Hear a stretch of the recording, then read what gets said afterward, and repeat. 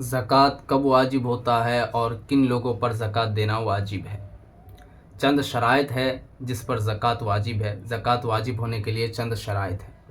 ان میں سب سے پہلا مسلمان ہونا، پھر عاقل ہونا، بالغ ہونا اور صاحب نصاب ہونا۔ یہ ساری شرائط اگر ان کے اندر نہ پائی جائے تو اس پر زکوٰۃ واجب نہیں ہوگی۔ مسلمان ہونا چاہیے، عاقل ہونا چاہیے، عقل والا، بالغ ہونا چاہیے، بلوغت تک پہنچا ہو، اور صاحب نصاب ہونا چاہیے۔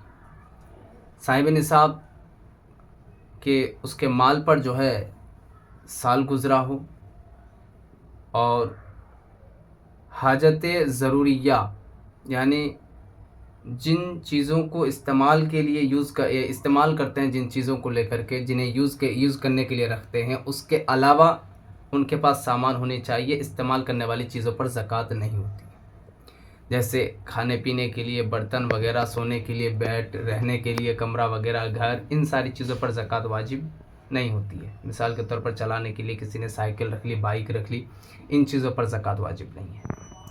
ان کے علاوہ جو صاحب نصاب ہوگا اس پر زکوٰۃ واجب ہوگی۔ اس کے علاوہ جو مال ہوں گے، اب کوئی تجارت کرتا ہو، بزنس، تو بزنس کرنے والا جو بزنس کرتا ہے تو وہ پروفٹ کمانے کے لیے کرتا ہے، فائدہ اٹھانے کے لیے، بزنس سے رقم کمانے کے لیے، تو اس پر زکوٰۃ واجب ہوگا، اس لیے کہ وہ پروفٹ کمانے کے لیے کسی سامان کو خرید کر کے رکھتا ہے، اسٹاک کر کے رکھتا ہے، تو اس پر زکوٰۃ واجب ہوگی۔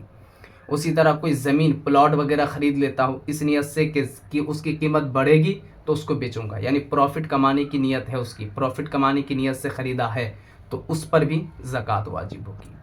اور سونا اور چاندی، سونا 7.5 تولہ ہونا چاہیے، اگر 7.5 تولہ سونا ہے تو اس پر زکوٰۃ واجب ہوگی۔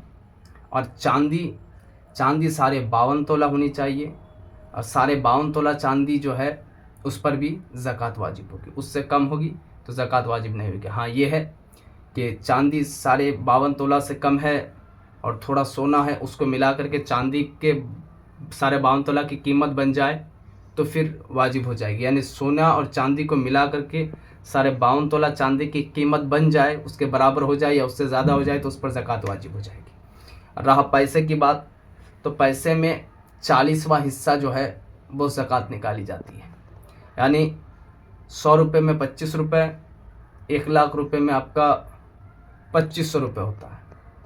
یعنی بڑا آسان طریقہ ہے، موبائل وغیرہ میں جو ہے 40 سے جب آپ ڈیوائڈ کریں گے تو اس میں جو ہے معلوم ہو جائے گا کہ 40واں حصہ کتنا آتا ہے۔ آپ 1 لاکھ روپے کو اگر 40 سے ڈیوائڈ کریں گے تو اس میں جو ہے آپ کا 2500 روپے آئے گا، اور 100 روپے سے اگر آپ ڈیوائڈ کریں گے تو اس میں آپ کا جو ہے 25 روپے آئے گا۔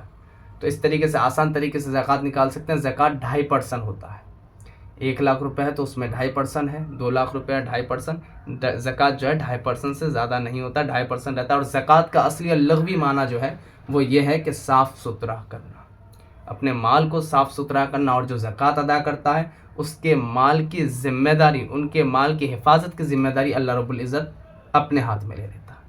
اس لیے جو پائی جوڑ کر کے زکوٰۃ نکالتا ہے اس کے مال کبھی کہیں پر گم نہیں ہوتا، اس کے مال کبھی نقصان نہیں ہوتے، اس کو کبھی نقصان اٹھانا نہیں پڑتا ہے۔ اس لیے انسان کو کوشش کرنی چاہیے کہ وہ پوری طریقے سے جو ہے زکوٰۃ ادا کرے، زکوٰۃ میں کوئی کنجوسی نہ کرے کہ زکوٰۃ نکالنے میں جو ہے دل میں جو ہے کپ کپی ہو کہ اتنے روپے کی زکوٰۃ نکالیں گے، کیسے نکالیں گے، اتنا روپیہ دینا پڑے گا زکوٰۃ کے لیے۔ ان چیزوں سے مایوس ہونے کی ضرورت نہیں ہے، بلکہ زکوٰۃ خوشی سے نکالنی چاہیے، اس لیے کہ آپ کے مال صاف ستھرا ہو رہے ہیں، اور آپ کے مال کی حفاظت کی ذمہ داری اللہ رب العزت اپنے ذمے میں لے لیتا ہے، اور آپ کے مال جو ہے ایک ایسی جگہ میں چلا جاتا ہے جہاں سے آپ کے مال جو ہے برباد ہونے کا، گم ہونے کا خطرہ ختم ہو جاتا ہے، ٹل جاتا ہے۔ اس لیے زکوٰۃ جو ہے پوری طریقے سے خوشی کے ساتھ انسان کو ادا کرنی چاہیے۔